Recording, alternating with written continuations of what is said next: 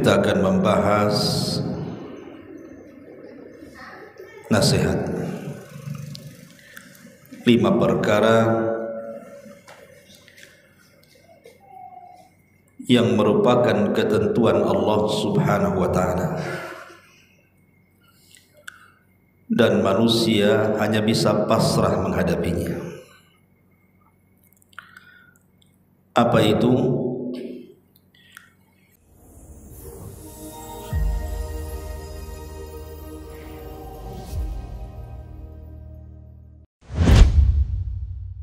Wabarakatuh.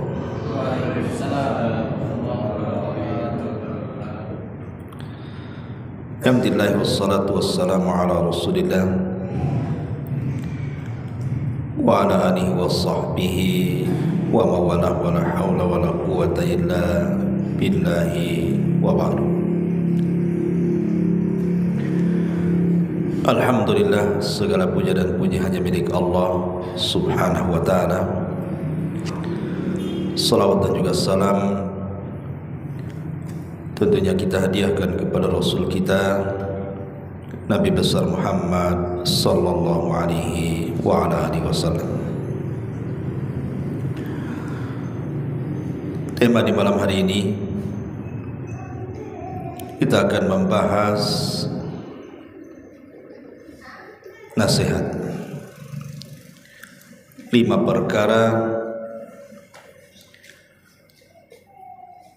yang merupakan ketentuan Allah Subhanahu wa ta'ala dan manusia hanya bisa pasrah menghadapinya. Apa itu? Yang pertama, la hilata fir rizki, tidak akan meleset soal urusan rizki. Yang kedua, la rahata fid dunya, tidak ada istirahat selama kita hidup di dunia. Yang ketiga, wala salamata minan nas, tidak akan selamat manusia dari manusia yang lainnya. Yang keempat, wala radda li qada'illahi wa qadari, seseorang tidak mungkin lepas dari ketentuan-ketentuan dan takdir Allah. Dan yang terakhir, la najata wala syafa'ata fil maut, tidak mungkin selamat dan tidak ada syafaat ketika datang kematian. Inilah 5 perkara yang kita akan bahas, 5 perkara yang merupakan ketentuan Allah. Manusia hanya bisa pasrah saja menghadapinya. Yang pertama, la hilata fir rizki, tidak akan meleset soal rizki. Kalau Allah Subhanahu wa ta'ala sudah mentakdirkan rizki kepada kita, maka rizki kita tidak mungkin diambil orang lain. Dan apabila Allah Subhanahu wa ta'ala takdirkan rizki kepada orang lain, tidak mungkin pula kita mengambilnya, karena rizki itu sudah ditentukan masing-masing oleh Allah Azza wa Jalla. Dan rizki itu semua di tangan Allah, bukan di tangan kita. Artinya orang mendapatkan banyak rizki bukan karena kecerdasan orang cerdas. Begitu juga orang tidak mendapatkan rizki bukan karena kejahilan orang bodoh. Tidak. Rizki itu di tangan Allah. Baik anda cerdas, baik anda bodoh, dua-duanya tetap dapat rizki. Dari sini kita tahu bahwa kenapa Allah Subhanahu wa ta'ala tidak memberikan rizki atau memasrahkan rizki itu kepada hamba-hambanya. tapi tetap Allah yang menentukan rizki hamba-hambanya.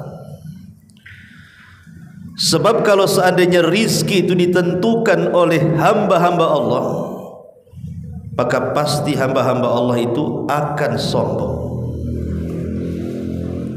Orang kalau sudah bisa menentukan rizkinya itu akan sombong tuh, akan congkak, persis seperti Qarun yang mengatakan innama utituhu min ilmin indi, bahwa kekayaanku itu hasil jerih payahku katanya. Sombong jadinya kan.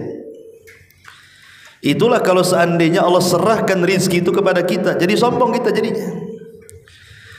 Tetapi rizki itu tetap di tangan Allah.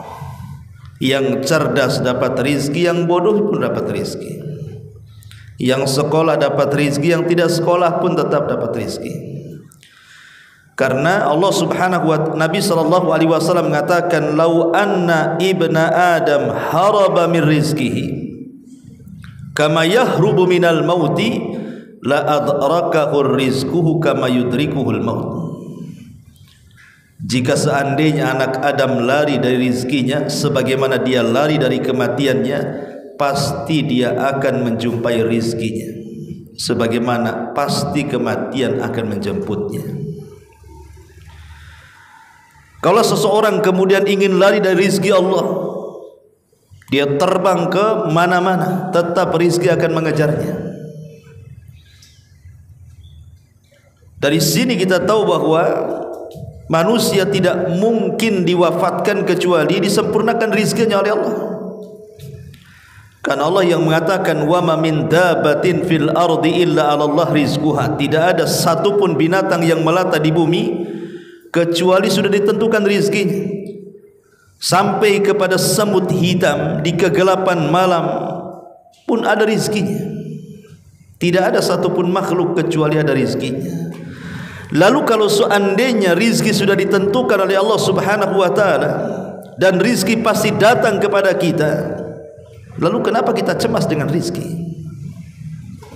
Rizki itu pasti datang, tapi jangan tergesa-gesa.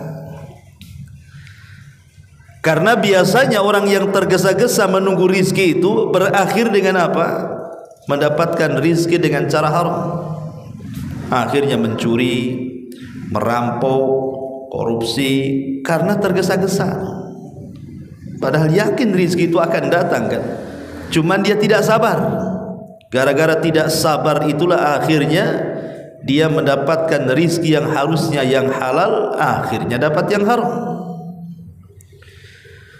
Ma'asyiral muslimin yang dimuliakan Allah Azza wa Jalla, rizki itu sudah ditentukan. Wa fis sama'i rizqukum wa ma tu'adun. Di langit itu terdapat rizki kalian dan apa yang Allah janjikan kepada kalian. Ma'asyiral muslimin yang dimuliakan Allah Subhanahu wa ta'ala, Allah membagi rizki ini adalah merupakan ketentuan. Karena dua perkara yang merupakan ketentuan Allah, pertama rizki, yang kedua ajal. Itu tidak bisa kita mengejar sesuai dengan kehendak kita. Betapa banyak orang yang ingin jadi kaya hanya ada di angan-angan saja, pun tidak kaya-kaya kan gitu ya, hanya angan-angan saja. Karena rizki itu di tangan Allah. Ada orang yang enggak kepikiran kaya, kaya pula dia. Ya, memang Allah yang berkehendak seperti itu. Seperti orang yang berpikir bisnis, dia punya modal besar, kemudian dia berpikir pasti dapat untung banyak. Setelah betul-betul modalnya kemudian dihabiskan di situ, jangan cerita untung, modalnya pun ludes. Artinya yang menentukan bukan kita keberhasilan itu, tapi Allah Subhanahu wa ta'ala. Kita ini hanya sekedar berusaha saja, tawakal dan mengambil sebab ya. Ma'asyiral muslimin yang dimuliakan Allah Azza wa Jalla, masalahnya konsep rizki di masyarakat itu, mereka hanya terbatas soal urusan harta saja. Kebanyakan orang itu kalau cerita rizki pasti tujuannya Otaknya itu cerita harta saja, cerita kekayaan. Padahal iman itu rizki, akhlak itu rizki, sehat itu rizki, mendapatkan anak yang soleh dan soleha itu rizki, mendapatkan pasangan yang baik itu rizki, kelapangan dada itu rizki, ketenangan hati itu rizki. Rizki itu luas, ikhwan. Bahkan kalau cerita kekayaan ataupun harta, kekayaan itu serendah-rendahnya nikmat Allah. Kekayaan itu serendah-rendahnya rizki Allah. Itulah kekayaan. Kenapa kemudian mencari yang rendah? Karena kekayaan itu, harta itu serendah-rendahnya. Kenapa dikatakan serendah-rendahnya? Karena yang namanya harta itu berserikat antara mukmin dan kafir. Si Korun kaya, Nabi Sulaiman juga kaya, kan gitu. Abu Jahal, Abu Lahab kaya, Abu Bakar juga kaya. Artinya kekayaan itu kan berserikat mukmin dan kafir. Makanya serendah-rendah rizki Allah subhanahu wa ta'ala, atau serendah-rendah nikmat yang Allah anugerahkan kepada kita itu adalah kekayaan. Dan yang paling tinggi itu justru apa? Kesehatan badan. Kalau kita diberikan kesehatan badan, maka itulah nikmat Allah yang paling tinggi. Makanya Nabi SAW di antara doanya gimana? Allahumma inni a'udzubika min zawali ni'matik wa tahawuli afiyatik wa fujaati nikmatik wa jami'i sakhatik. Ya Allah, sesungguhnya aku berlindung kepadamu dari hilangnya kenikmatan yang telah engkau berikan kepadaku. Ya Allah, aku berlindung dari kamu dari berubahnya kesehatan yang telah engkau berikan kepadaku. Ya Allah, aku berlindung kepadamu dari siksamu yang datang secara tiba-tiba dan dari segala kemurkaan. Lihat Rasul minta apa? Minta kesehatan di sini. Sebab kalau seandainya Allah bentangkan rizki ini sebentang-bentangnya, antum menjadi orang kaya, anggaplah paling kaya satu kota Batam ini, atau satu Nagoya lah, jangan Batang lah ya. Antum orang paling kaya, tapi antum setruk. Kira-kira antum ngapain tuh dengan kekayaan antum tuh? Setruk, nggak bisa bergerak, antum di kursi roda. Harusnya antum naik Mercy, naik kursi roda pula. Jadi apa kekayaan itu kalau seandainya badan kita sakit? Makanya sehat itu nikmat Allah yang paling tinggi. Dengan sehat kita bisa sholat, dengan sehat kita bisa thalabul ilmi, dengan sehat kita bisa bekerja, dengan semua nikmat yang lainnya dengan sehat itu kita bisa lakukan tuh. Tapi kekayaan, apa yang bisa dilakukan dengan kekayaan kalau kita sakit? Yang sering saya contohkan, antum duit banyak, bisa beli makanan macam-macam lauk, tidak bisa satu lauk pun antum makan. Yang ini kolesterol, ini darah tinggi, yang ini cepat mati. Kan gitu ya kan. Jadi apalah yang mau dikejar dari kekayaan itu? Kekayaan itu serendah-rendahnya rizki Allah,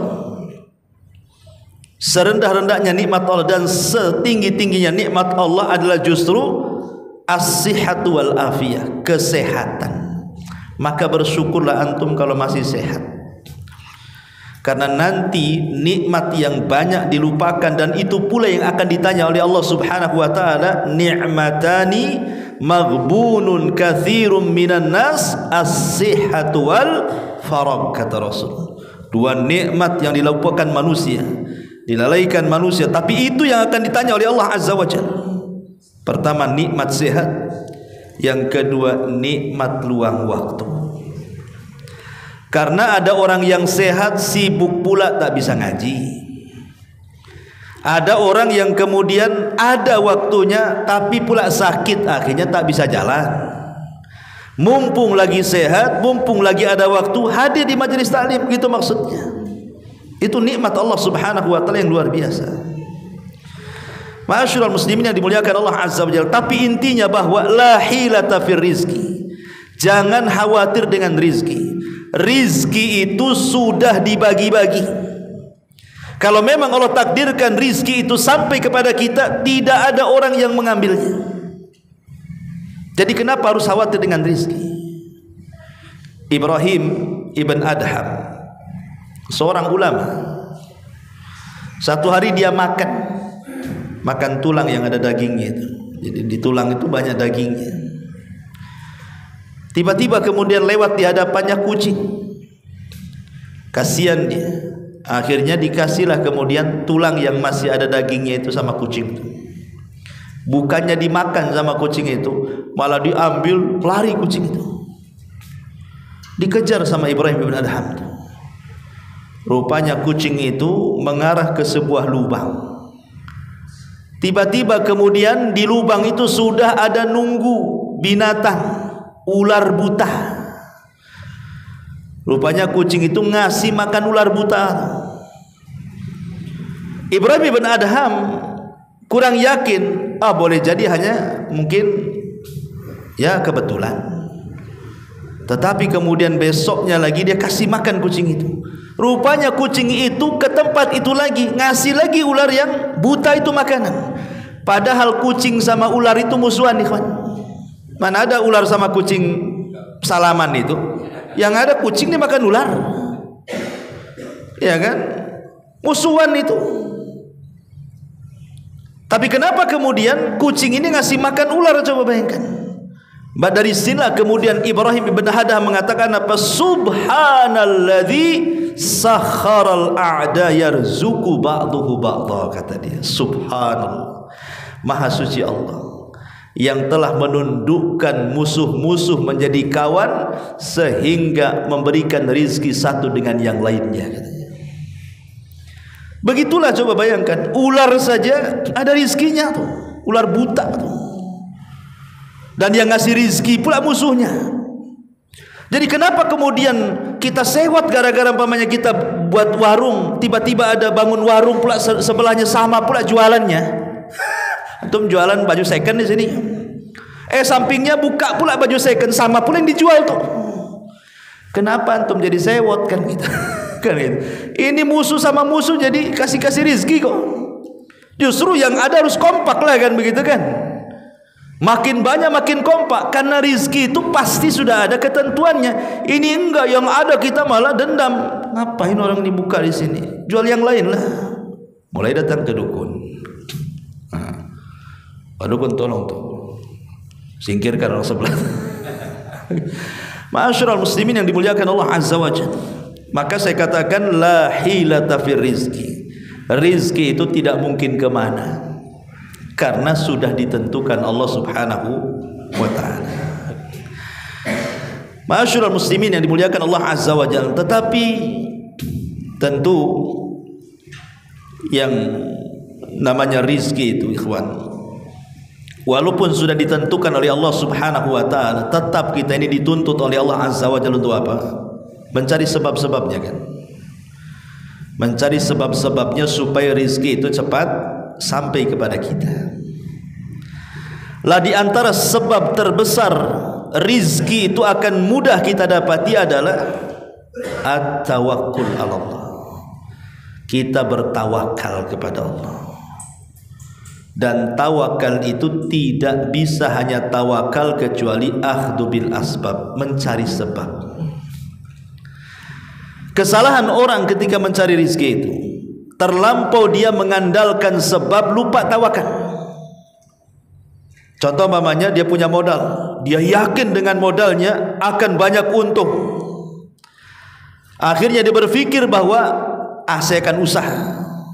Saya ada modal, saya ada skill, saya ada kawan, ada relasi, pasti berhasil. Nanti selebihnya saya serahkan kepada Allah, katanya. Coba, selebihnya diserahkan kepada Allah. Jadi yang banyak diserahkan sama dia kan. Akhirnya nggak berhasil. Ya. Harusnya tawakal dulu baru ngambil sebab kan, begitu. Ini yakin dengan sebab, ujung-ujung tawakalnya terakhir. Tawakal itu pertama, ngambil sebab itu kedua. Maksudnya apa? Saya serahkan semuanya kepada Allah. Kalau memang Allah takdirkan saya berhasil dengan bisnis ini, maka saya bersyukur kepada Allah. Baru cari sebab. Gitu ya. Saya serahkan semuanya kepada Allah. Ini enggak, saya akan usahakan dulu. Ya, nanti selebihnya saya serahkan kepada Allah. Ini membolak-balikan tawakal dengan akhdhu bil asbab namanya. Ini salah yang seperti ini. Makanya Nabi sallallahu alaihi wasallam mengatakan, "Lau antum tatawakkaluna 'ala Allah haqqa tawakkuli la ruziktum kama yurzaku tayr yaghdu himasan wa taruhu bitana," kata Rasul. Kalau kalian betul-betul tawakal kepada Allah dengan sebenar-benar tawakal, kalian akan diberikan rizki seperti seekor burung diberikan rizki. Dia keluar dari sangkarnya lapar, pulang pula sudah kenyang dan bisa memberikan makanan kepada anak-anaknya. Siapa yang kasih rizki burung ini kalau bukan Allah subhanahu wa ta'ala? Ada seorang ulama namanya Hatim Al-Asam rahimahullahu ta'ala. Asim Hatim Al-Asam. Jadi Hatim Al-Asam ini kan seorang ulama tabi'in. Dia ditanya tentang hakikat tawakal. Bagaimana caranya kita ini menjadi orang yang tawakal? Maka dia menyebutkan 4 kalimat. Bagus sekali. Dia mengatakan, alimtu bi anna rizqi la ya'khudu ghairihi fatma'anna qalbi. Kalau antum ingin tawakal, pertama kata Hatim Al-Asam, aku mengetahui bahwa rizkiku tidak mungkin diambil orang lain, makanya aku tenang. Karena biasanya yang tidak tenang itu merasa apa? Disaingi orang, kan gitu ya. Kalau antum jualan ada saingan, kan gak tenang tuh. Padahal mau saingan 1000 saingan antum, rizki itu tidak mungkin diambil saingan. Karena rizki sudah dicatat di Lauhil Mahfud 50.000 tahun sebelum Allah menciptakan langit dan bumi. Lalu kenapa harus takut? Makanya kata Hatim Al-Asam, aku tahu rizkiku tidak mungkin diambil orang lain, dari situlah aku tenang. Coba kalau ini yang kita tanamkan, tenang. Nggak mungkin hasad, nggak mungkin dengki sama orang lain kan? Oh, rizki saya sudah ditentukan. Kenapa mesti stres? Kemudian yang kedua, wa alimtu bi anna amali la ya'maluhu ghairi fastaghaltu bihi, dan aku tahu bahwa amalanku tidak mungkin dikerjakan orang, makanya aku harus sibuk beramal. Kemudian yang ketiga, wa alimtu bi anna Allaha muttali'un alayya fastahyaitu an yarani ala maksiatin. Aku tahu bahwa Allah selalu mengawasi aku, maka aku akan terus malu untuk melakukan kemaksiatan kepada Allah. Dan yang terakhir, wa alimtu bi annal mauta yantadiruni fa'adattu zad li liqa'illahi azza wajalla, dan aku tahu kematianku sudah menungguku, maka aku harus persiapan untuk berjumpa dengan Rabbku. Inilah hakikat tawakal yang disebutkan oleh Hatim Al-Asam. Yang kedua, yang bisa membuka pintu rizki itu adalah memperbanyak istighfar. Kalau antum berbisnis sambil jualan, astagfirullah, astagfirullah. Coba antum buktikan, sambil jualan antum tidak lepas mengucapkan astagfirullah, astagfirullah, astagfirullah, terus begitu. Maka Rasul mengatakan, man lazimal istighfar ja'alallahu lahu min kulli dhikin makhraja wa min kulli hamin faraja wa razaqahu min haitsu la yahtasib. Ya. Siapa saja yang melazimkan membaca astagfirullahaladzim, astagfirullahaladzim gitu ya, niscaya Allah akan jadikan baginya sebuah jalan keluar di tengah-tengah kesempitannya, sebuah kelonggaran di tengah-tengah kesumpekannya, dan Allah curahkan rizki dari arah yang dia tidak menyangkanya. Dan itu sudah saya buktikan ya kawan. Kalau ada kesulitan tuh perbanyak istighfar, itu memang agak lapang dada. Ya, terus seperti itu. Tapi jangan kemudian baca istighfar di depan orang nawar, nggak jadi. Berapa ini? Sekian, nggak mau, astagfirullah. Nanti ini ngomong siapa kan itu? Maksudnya astagfirullah itu bukan untuk orang lain, untuk kita maksudnya.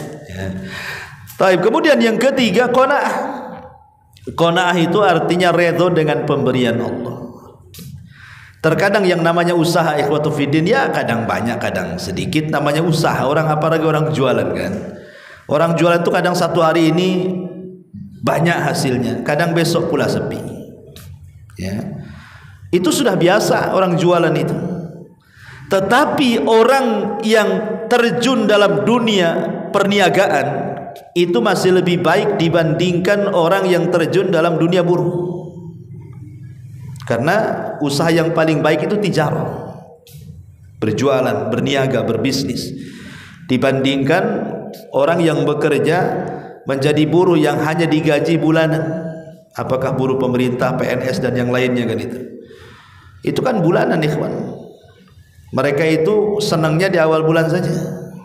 Kalau di akhir bulan tuh gerutu tuh udah banyak tanggungan. Ya senangnya di awal karena baru dapat gajian kan. Udah di akhir bulan tuh panadol semua isi kepala tuh. Ya kan. Tapi orang yang jualan mana ada pusing. Ya, dia dapat uang kapan saja. Ya, makanya kenapa orang jualan tuh hur, bebas, dia merdeka. Nah di situ Nabi SAW mengajarkan kepada kita, makanya Rasul itu seorang pedagang.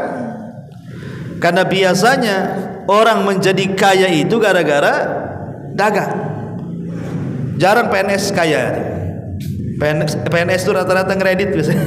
Rumah-rumah kredit, kan gitu ya. Mobil kredit, semua kredit. Ya. Tapi pedagang itu jarang kredit, cash, banyak duitnya. Kecuali kalau korupsi, ya mungkin lah. Bisa lah kaya dia kan. Tapi ma'asyiral muslimin yang dimuliakan Allah Azza wa Jalla, sebenarnya bukan masalah kaya atau miskin. Kaya atau miskin itu kan memang sudah kodrat manusia, ada yang kaya ada yang miskin kan. Tapi di balik itulah harus ada yang disebut dengan qanaah. Qanaah itu artinya redha dengan pemberian Allah. Ketika kita redha dengan pemberian Allah, jadi berkah tuh harta. Dan ketika berkah, yang sedikit jadi cukup, yang banyak pula tak cukup kalau tak berkah. Makanya zaman dulu antum punya uang 100.000 tuh, wah bisa beli apa saja tuh. Zaman dulu, ya zaman antum masih SD ya kan, uang 100.000 tuh udah kebeli semua tuh. Nah sekarang antum punya uang 100.000, nongkrong tuh di warung bakso, yang ada kurang duitnya kan itu ya. Tak bisa beli, boleh jadi mungkin uang dulu tuh berkah. Uang sekarang nggak berkah, makanya banyak tapi nggak cukup gitu kan. Nolnya aja yang banyak. Ma'asyiral muslimin yang dimuliakan Allah Azza wa Jalla. Kemudian di antara yang bisa menambah rizki adalah takwa. Takwa itu artinya jauhi maksiat. Menjauhi maksiat, dekatkan diri kepada Allah Azza wa Jalla, taat kepada Allah Azza wa Jalla, pasti rezeki itu datang. Karena ada ayat yang mengatakan, ikhwan, ayat yang sering antum bacalah, wa ma khalaqtul jinna wal insa illa liya'budun ma uridu minhum mir rizqin wa ma uridu an yut'imun innallaha huwa razzaqu dzul quwwatil matin. Allah mengatakan, dan aku tidak menciptakan jin dan manusia melainkan supaya mereka beribadah kepadaku. Aku tidak menghendaki rizki sekalipun dari mereka. Aku pun tidak menghendaki mereka memberi makan kepadaku. Sesungguhnya Allah dialah pemberi rizki yang mempunyai kekuatan lagi, zat yang maha kokoh. Maksudnya begini, kalau kita yakin dengan rizki Allah, ikhwan, beribadah saja ya. Kalau kita mentaati perintah Allah, kata Allah solat, solat, kata Allah puasa, puasa, kata Allah haji, haji, kata Allah baca Quran, baca Quran. Pokoknya apapun yang Allah perintahkan dari ibadah kita laksanakan saja. Maka antum harus yakin pasti Allah akan memberikan rizki kepada kita sesuai dengan janji yang dijanjikan kepada kita. Kalau kita beribadah sesuai dengan yang diperintahkan Allah, maka Allah juga akan berikan rizki sesuai dengan janjinya. Jadi jangan khawatir. Ingat kisah yang sering saya ulang-ulang, kisah tentang nasihat Muqatil ibn Sulaiman kepada Abu Ja'far al-Mansur. Jadi ada seorang khalifah namanya Abu Ja'far al-Mansur. Ada seorang ulama namanya Muqatil ibn Sulaiman masuk ke ruangan raja. Kemudian Abu Ja'far al-Mansur tahu bahwa Muqatil ibn Sulaiman kan seorang alim besar, seorang tabi'in. Maka Abu Ja'far al-Mansur mengatakan, ya Imam, bisa enggak kau nasihati aku? Kata Imam Muqatil, seorang ahli tafsir dia, apa yang harus aku nasihatkan kepadamu? Apa yang aku lihat dari kamu atau apa yang aku dengar tentangmu? Kata Abu Ja'far Al-Mansur, nasihati apa yang kau lihat dari aku sekarang.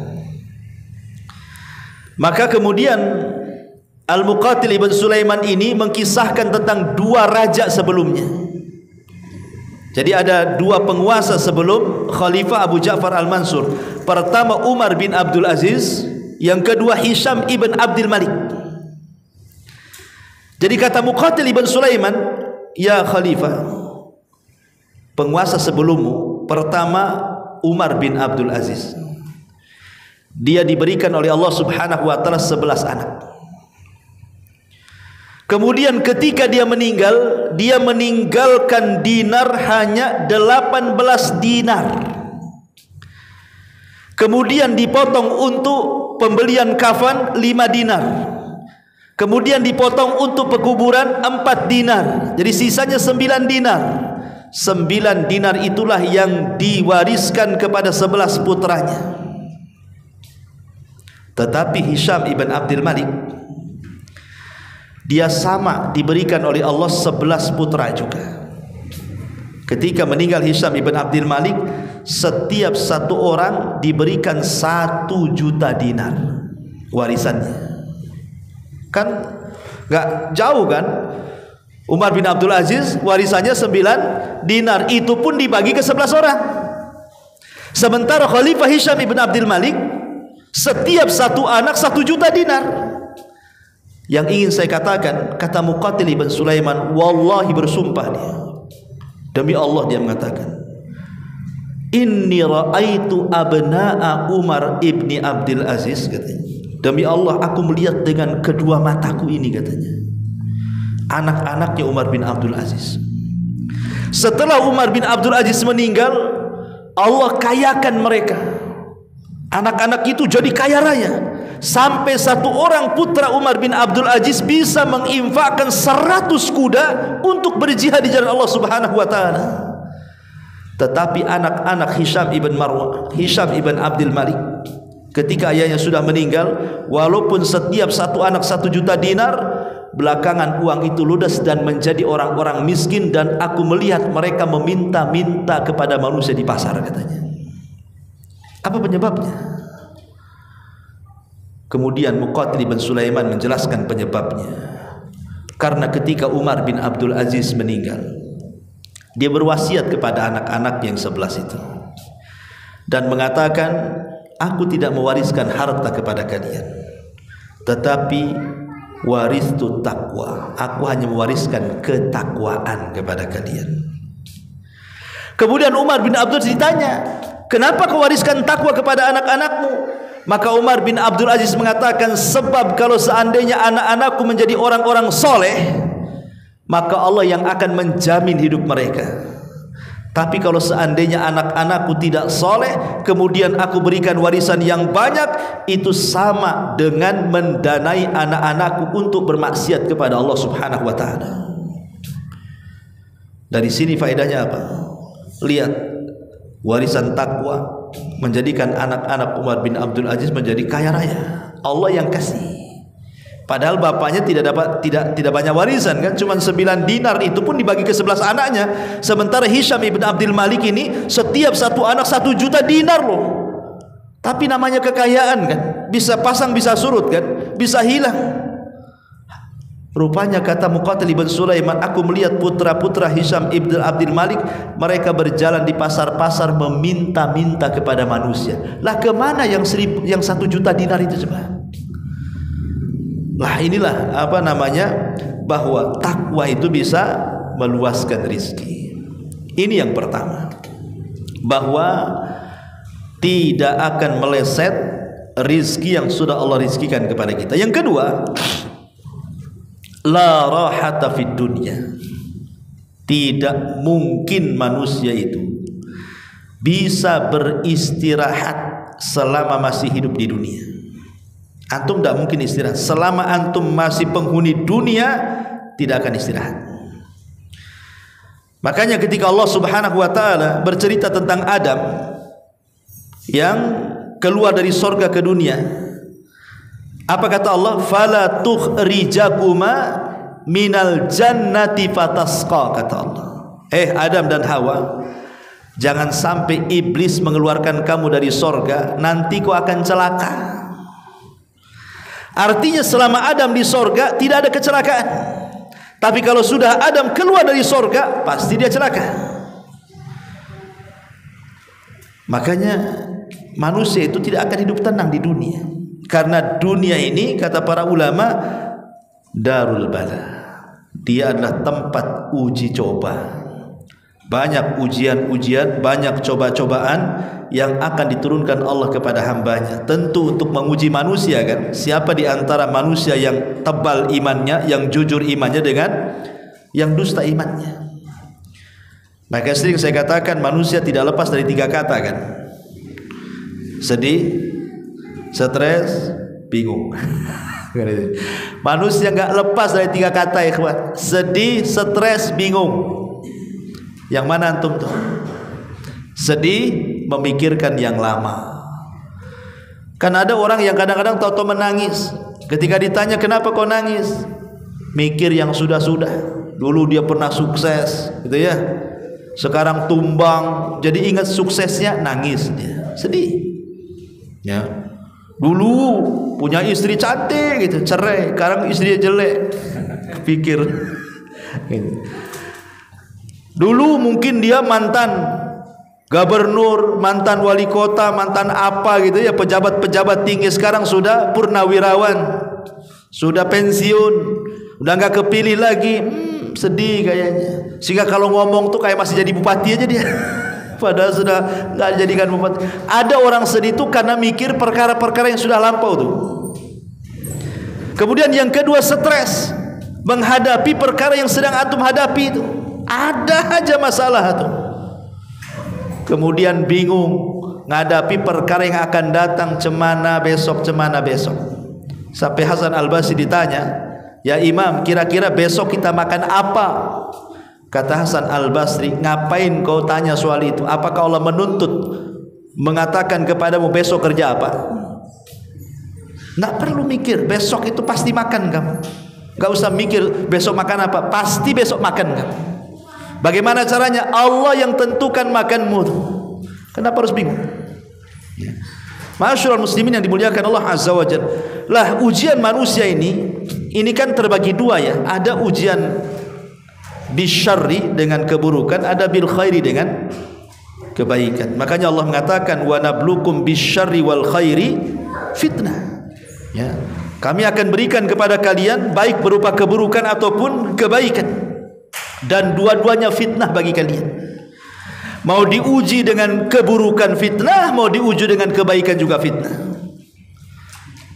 Kadang-kadang ikhwan, ada orang diuji itu dengan kehilangan orang-orang yang kita cintai, entah kehilangan anak, entah kehilangan pasangan, entah kehilangan orang tua. Ya, itu kan ujian juga. Kalau kita bisa sabar, alhamdulillah. Tapi banyak orang yang tak sabar juga kan, akhirnya tasakhut.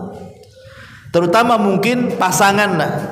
Pasangan ini selama hidupnya sangat dicintai, sangat dirindukan. Tiba-tiba kemudian meninggalkan dia begitu saja kan, tanpa ada sebab, atau mati saja. Itu kadang-kadang bisa jadi stres.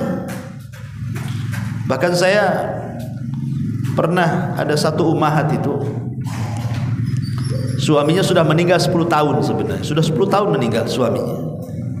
Ya. Tapi stresnya itu sampai sekarang. Mikir terus sama suaminya. Sampai saya gojolokin nikah lagi aja lah kan gitu. Ya. Nggak mau dia, sampai stres. Padahal suaminya sudah meninggal 10 tahun yang dulu tuh. Kadang-kadang orang diuji dengan cinta kan, seperti itu. Ya. Ma'asyiral muslimin yang dimuliakan Allah Azza wa Jalla. Atau boleh jadi mungkin diuji oleh Allah kesehatan. Boleh jadi mungkin pendengaran, penglihatan, ataupun kaki tidak bisa jalan, atau mungkin badan stroke dan begitu seterusnya. Ini kan ujian dari Allah Azza wa Jalla. Kadang-kadang banyak orang yang tidak sanggup menghadapi itu. Sehingga apalagi yang terlampau lama sakitnya ini biasanya, kalau sudah tahunan sakitnya itu merepotkan orang banyak. Terkadang kepikir ingin mati dibandingkan hidup tuh orang kayak gitu. Kan banyak orang yang seperti itu. Karena kelamaan sakit akhirnya putus asa. Ketika putus asa lebih baik mati daripada hidup. Kan bahaya. Rasul mengatakan jangan salah seorang di antara kalian bercita-cita ingin mati. Enggak boleh kita ingin mati, mengakhiri hidup. Ya. Sebab kalau seandainya Allah takdirkan kita orang jahat, kemudian Allah sembuhkan, ada kesempatan tobat. Kalau kita orang baik, Allah sembuhkan, ada kesempatan nambah pahala. Karena Rasul mengatakan khairun nas man tala umruhu wa hasuna amaluhu. Sebaik-baik manusia adalah yang panjang umurnya, baik pula lah dia amalnya. Ada juga yang kemudian diuji oleh Allah Subhanahu wa taala dengan ujian macam-macam, umpamanya ekonomi, ketakutan, apalagi di zaman sekarang kan. Di zaman sekarang ini orang serba ketakutan ketika mau buka usaha. Kenapa? Karena merasa unit-unit usaha itu sudah dikuasai orang. Sekarang udah banyak minimarket, lengkap pula minimarket itu. Kita mau jual sendal ada pula di minimarket. Mau jual sayur jual juga di minimarket. Mau jual buah-buahan ada pula di minimarket. Akhirnya semua yang mau dijual ada semua di minimarket. Pusinglah kita. Akhirnya banyaklah gulung-gulung tikar. Kita mikir nih mau buka apa jadinya kan? Mau jual pasir, toko bangunan banyak. Kan. Mau jual apa lagi, spare part, banyak bengkel. Kadang-kadang kita diwaswasi dengan perkara-perkara yang seperti itu. Akhirnya apa? Stres, gak mau buka usaha. Daripada saya rugi, gak jadilah usaha. Akhirnya habis dimakan dia untuk hari-hari. Kadang-kadang orang diwaswasi seperti itu, akhirnya gak berusaha. Padahal buka saja, bismillah. Tadi kan saya sudah mukadimahi, rizki itu sudah dibagi-bagi kan. Rizki lo sudah dibagi-bagi. Subhanallah. Ma'asyiral muslimin yang dimuliakan Allah Azza wa Jalla. Jadi ada orang yang diuji seperti itu. Ya, ketakutan, sempitnya dada dan macam-macamnya. Ya. Ma'asyiral muslimin yang dimuliakan Allah Azza wa Jalla, dan yang paling besar ujian adalah ketika ujian itu menimpa agama kita. Kalau agama kita diuji, ini yang paling berat. Diuji agama yang paling berat ini. Antum baru hijrah, pemanya akhwat baru hijrah, barulah nutup aurat, mulai jadi artis dadakan, ditengokin, saya malu akhirnya. Malulah keluar orang ngeliatin saya terus, padahal nggak ngeliatin kita sebenarnya. Kita yang merasa dilihatin, kan gitu ya. Dia kurang pede aja sebenarnya. Kadang ada orang yang baru hijrah itu macam-macam ujiannya tuh. Nah itu yang paling berat tuh, ujian-ujian seperti itu. Ya memang di dunia nggak mungkin istirahat. Cemana cara istirahat di dunia itu?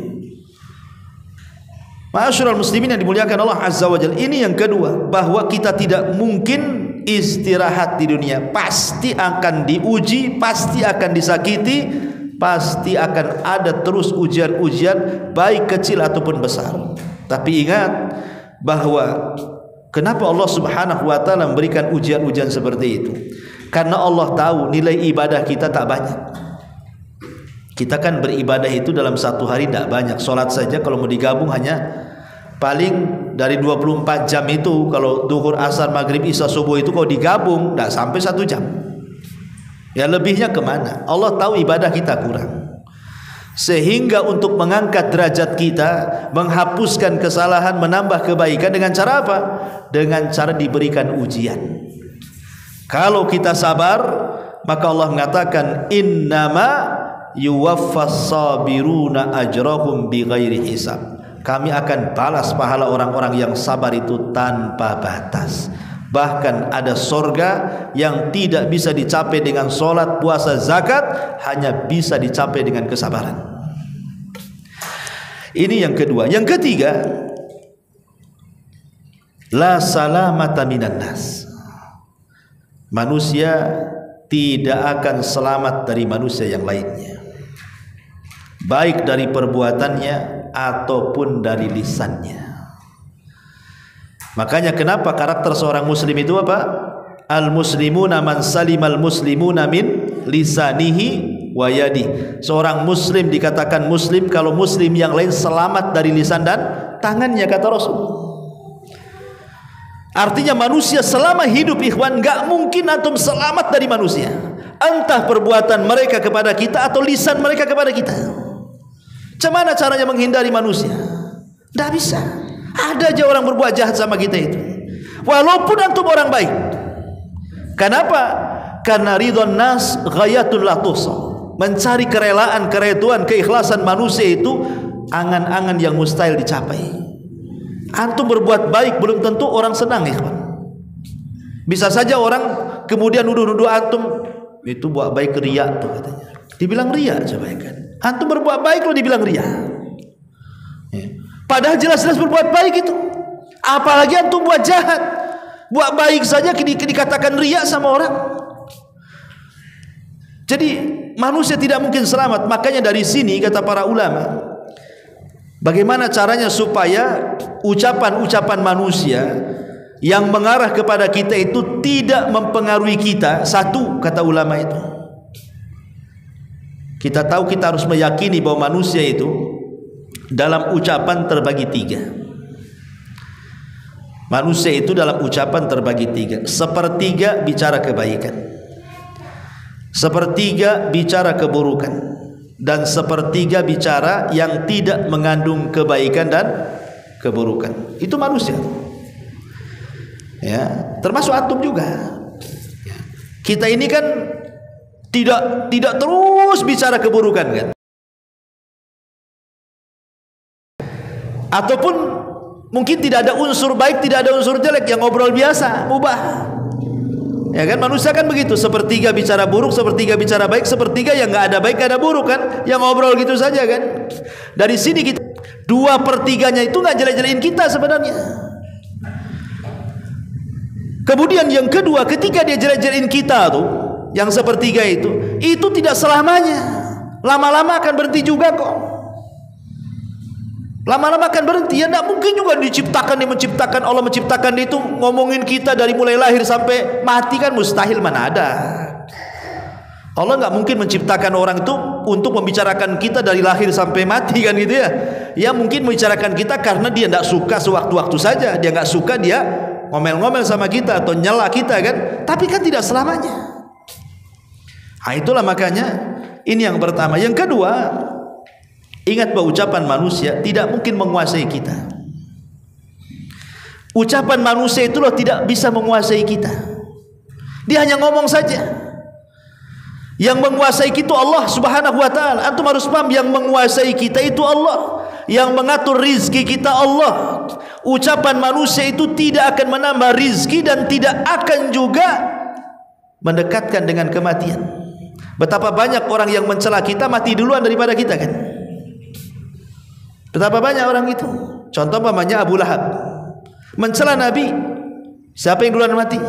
Abu Lahab duluan mati daripada Nabi kan. Jadi ucapan manusia itu tidak mempengaruhi rezeki sama sekali.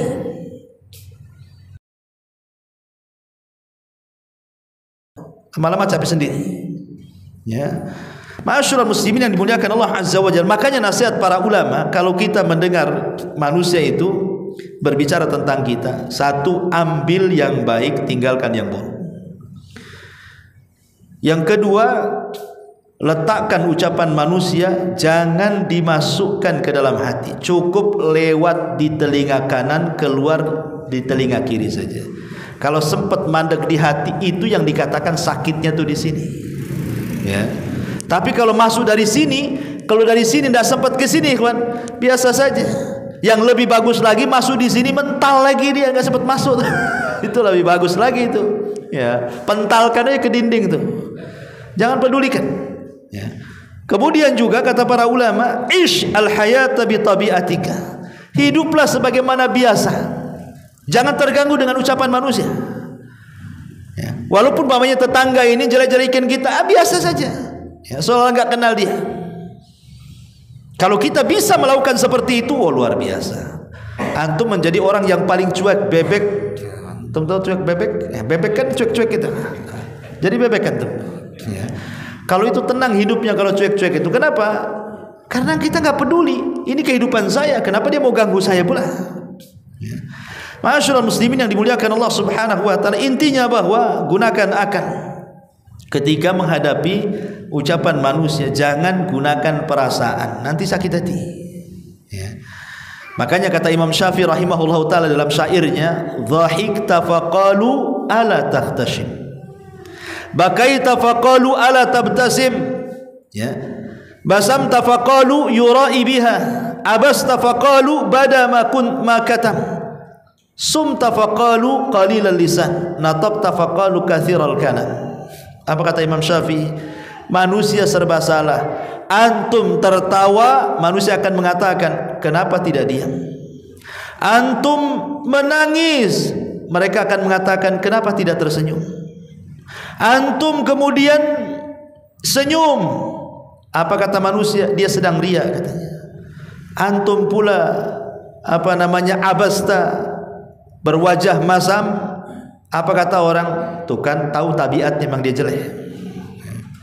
Antum diam, apa kata orang? Orang itu sedikit kali ngomongnya.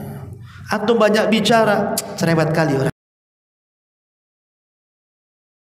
Kan dikomentari, pasti dikomentari.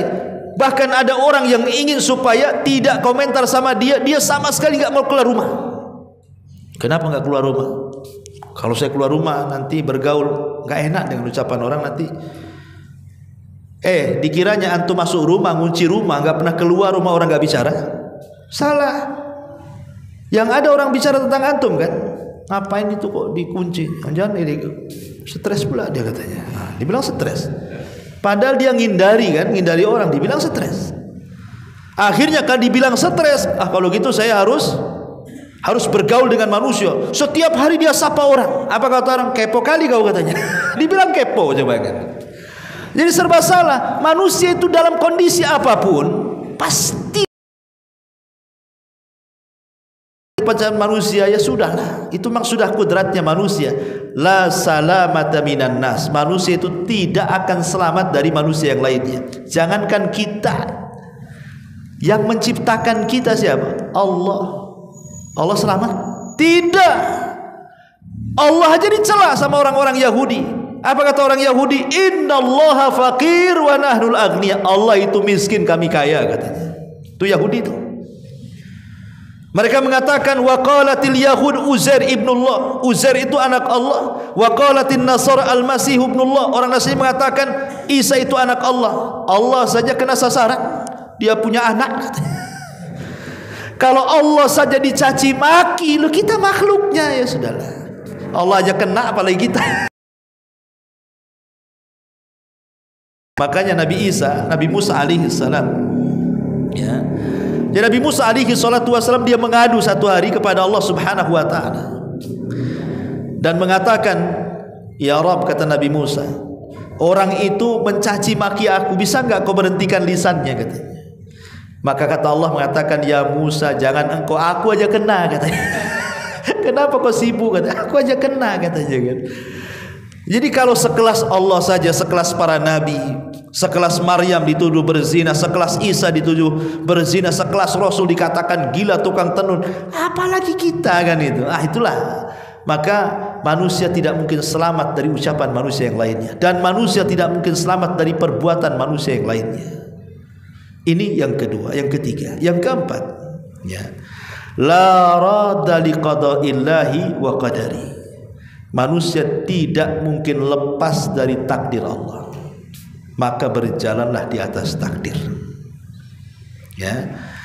Allah Subhanahu wa taala mengatakan ma asaba min musibatin fil ardi wala fi anfusikum illa fi kitabim min qabli an nabra'aha inna dzalika 'ala Allahi yasir.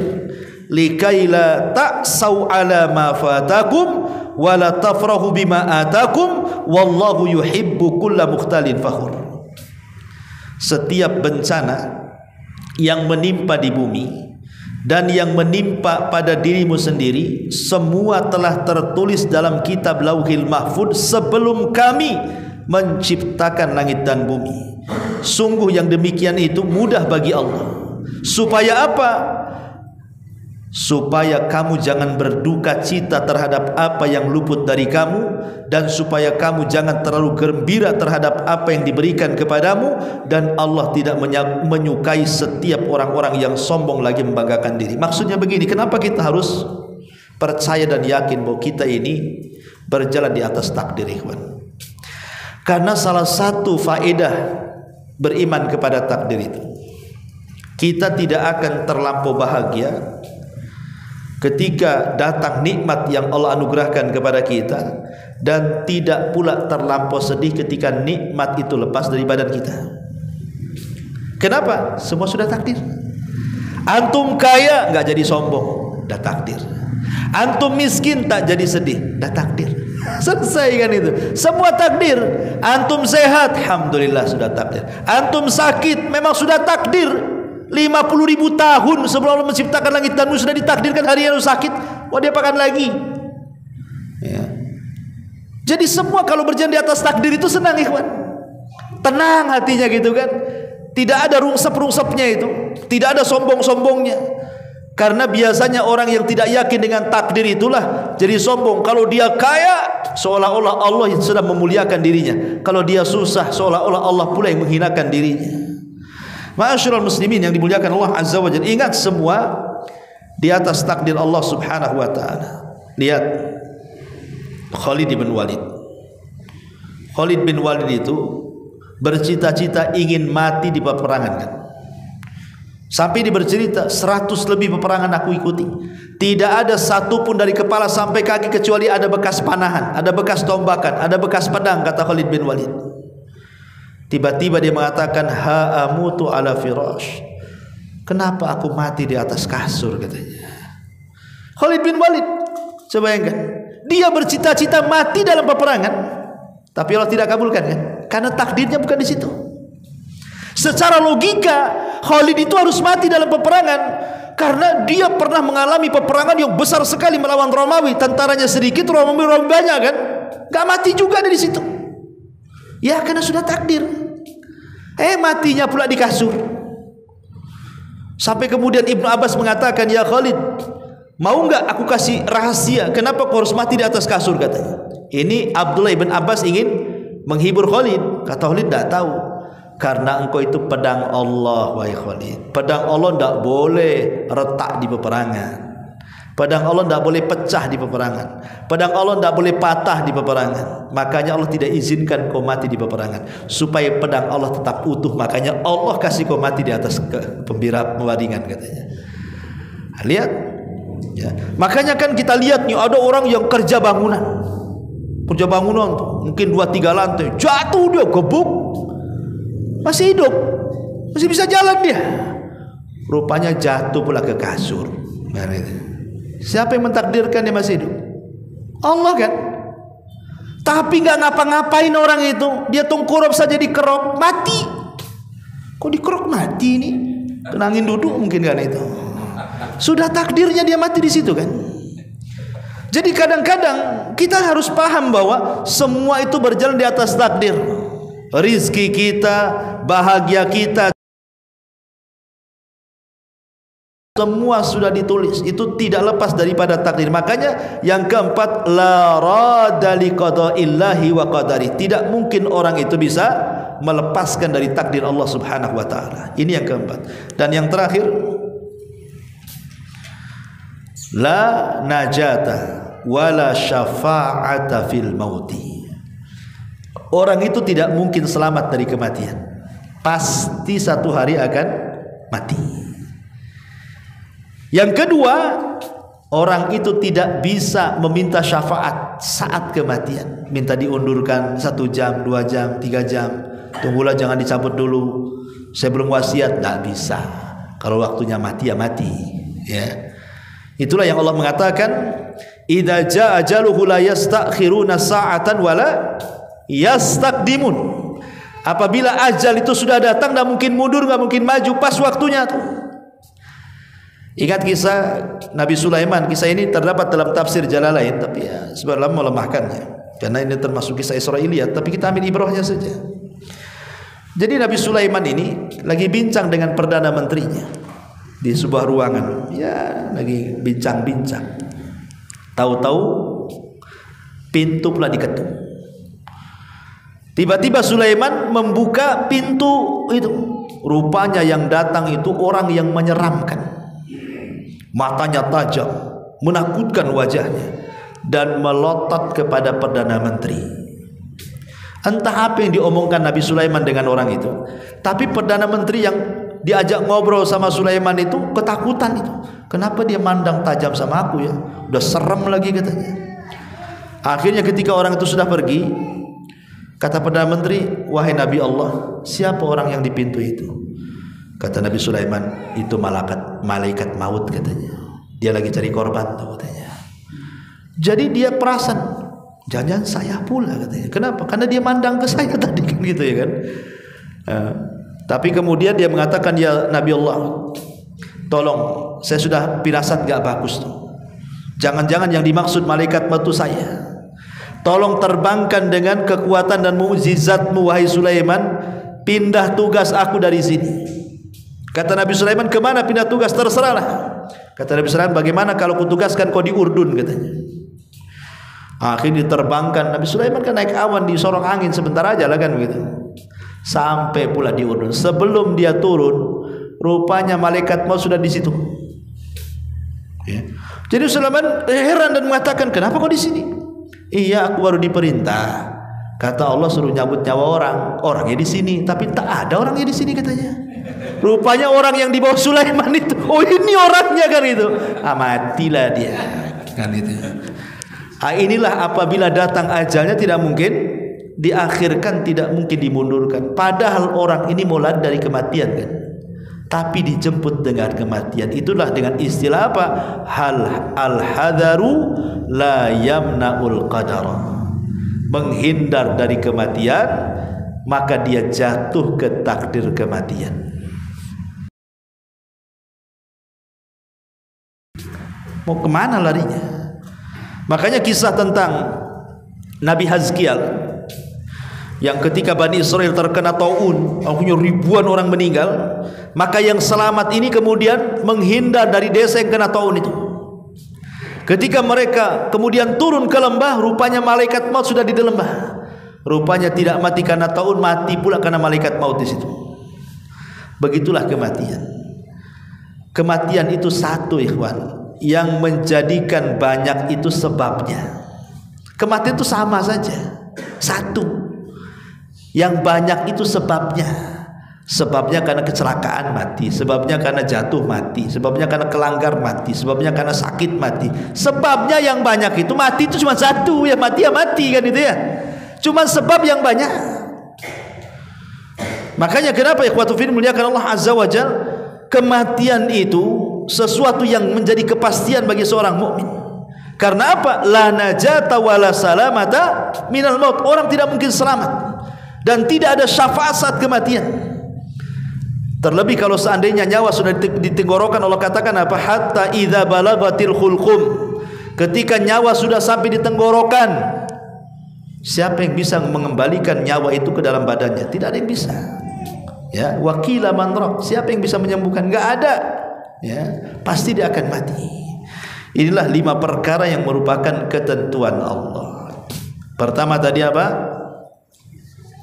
Tidak akan meleset soal rizki, la hilata fir rizki. Yang kedua, la rahata fid dunya. Tidak mungkin orang selama di dunia dia akan istirahat. Pasti dia akan banyak ujian. Yang kedua, la salamata minan nas. Manusia tidak mungkin selamat dari manusia yang lainnya, baik perbuatannya ataupun ucapannya. Yang keempat, wala rada liqada'illahi wa qadari. Manusia tidak selamat dari takdir Allah. Orang itu pasti berjalan di atas takdirnya. Dan yang terakhir, la najata wala syafa'ata minal maut.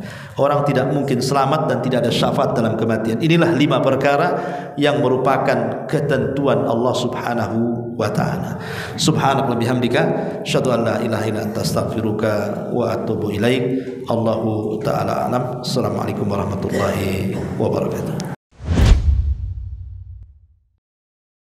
Intinya bahwa tolong berakhlak kepada Allah. Membahas tafsir dari surah Al-Imran. Lahirlah Imam Muslim, Abi Dawud, Tirmidzi, Ibnu Hibban. Jadi ketika Yunus alaihi salatu wassalam terkena undian itu,